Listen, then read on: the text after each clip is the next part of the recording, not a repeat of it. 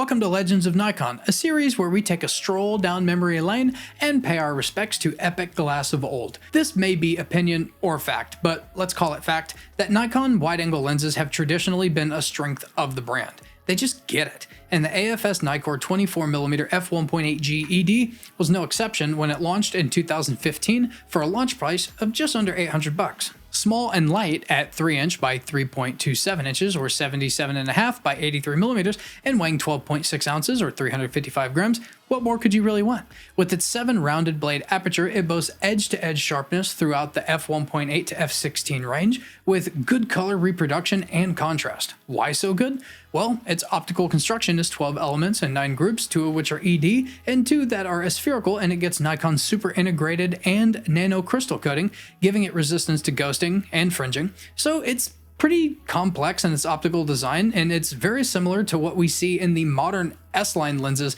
and Nikon's Z mirrorless system. And its minimum focus distance is 9 inches, which is kind of in line with Nikon's lenses today. Before we check out some images, you can still pick these up between $350 and $700, ranging from used to new. So if you're considering that, the link in the description helps out this channel with a little commission, but it doesn't cost you anything extra. I encourage you, however, to buy from wherever makes you happy. Now let's jump over to Flickr and see what other people are shooting with this lens. Okay, after multiple attempts to get this screen recording done, what an absolute disaster.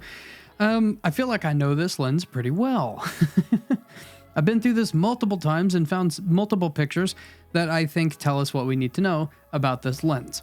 I find that this is not as good as the Z version. Of course, the Z version is newer, so, you know, of course. I find the color to be good, not great.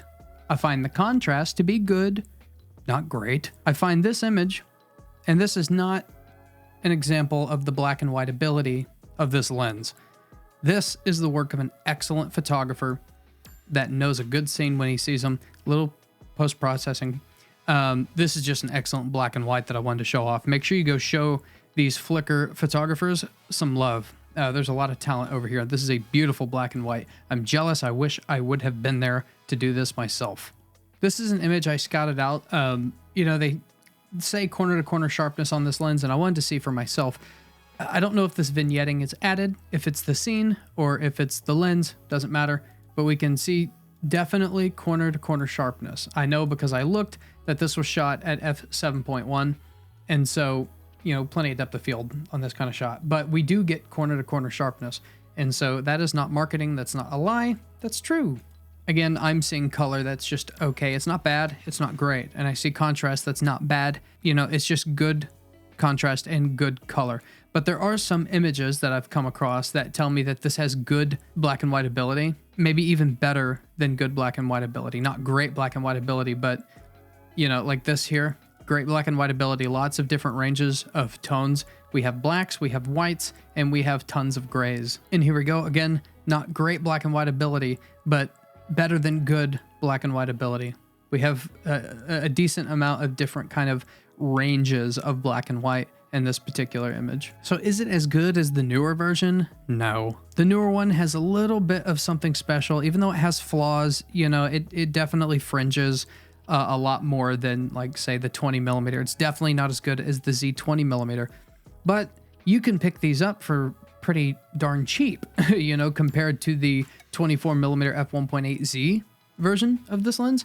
You can get these for a lot cheaper. So, you know, who am I to tell you whether the improvements are actually worth it? Make sure you go over to Flickr and show these photographers some love. If you wanted to adapt this lens with an FTZ adapter, it's a good bit cheaper and way cheaper used than the current 24mm f1.8S found in the Nikon Z mount system. Is it better? Well, that's for you to research and decide. I like the Z version a lot, but the people spoke and they love this lens. I'm just here to give a salute to the lens that, not surprisingly with Nikon's wide-angle history, became a legend. I'm Z Wade, the Z Wade, and Z Wade Photo. Stay sharp, YouTube.